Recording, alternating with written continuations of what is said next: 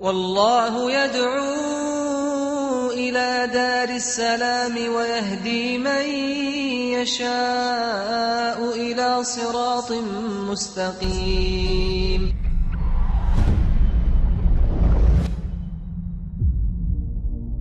What are we doing here? And where are we gonna go? It's like we just woke up one morning and then it's welcome to the show. Don't ask any questions, just go with the flow. Make as much money as you can and try your best not to get broke. Copy everything you see on the TV, from the hairstyles to the clothes, and don't think too often, just do exactly as you're told. And if you ever get confused, then just turn towards the alcohol.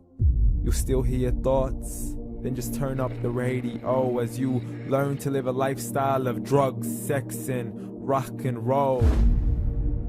But in all honesty, I just need to know, is there more to the cycle than growing and getting old? Living and dying just to leave behind a happy home and a whole lot of property that somebody else is going to own. I just really need to know before the casket's closed, 'cause I'm not willing to gamble with my soul, nor am I ready to take any chances. These are just simple life questions and I'm just searching for some answers. Like, what are we doing here? And what is our purpose? How did we get here, and who made us so perfect? And what happens once we go, or is this world all really worth it? Questions we don't answer because apparently we don't really have to. There's no purpose to this life and our existence is merely natural. Then in that case, please let me ask you, did you create yourself, or was it somebody else who had fashioned you? 'Cause you're a being that's impeccable, faultless and unparalleled. You're a product of supreme intelligence and I'm merely being rational.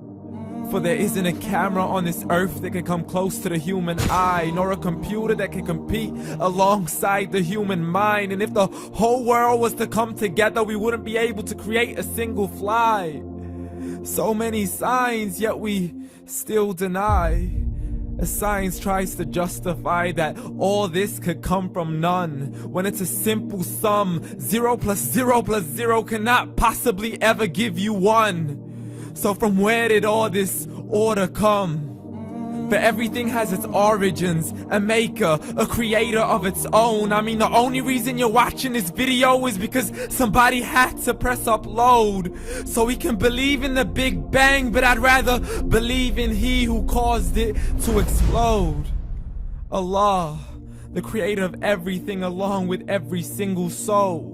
The ever-living, the master, the only one who is in control. Unlike his creation, beyond our imagination. And no, he's not a man, nor does he have any partners in association. He's on his own. And no, he did not ever leave us alone. Just like every manufacturer, he left us with an instruction manual. The Quran and Islam, and I'm sorry to jump to conclusions, but it's the only one possible. The only definition of God is the one and only supreme being. It's logical, a book with 0 contradictions, with miracles that are both scientific and historical, all revealed over 1400 years ago. Like the detailed description of the human embryo. The descriptions of the human embryo in the Quran cannot be based on scientific knowledge in the 7th century. To the mountains as pegs holding firm the earth below, and the 2 seas that don't mix in a complete separate flow. To the planets in orbit, alternating night and day as they stay in flow. The expansion of the universe and the creation of everything from H2O.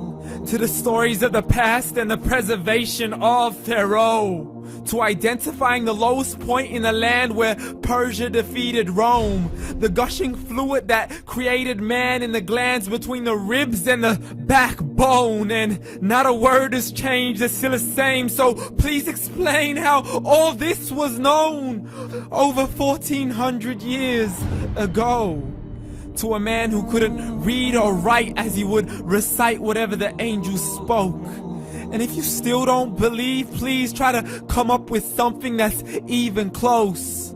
but you can't. So we took God as a mockery and his messengers as a joke. Muhammad could not read or write.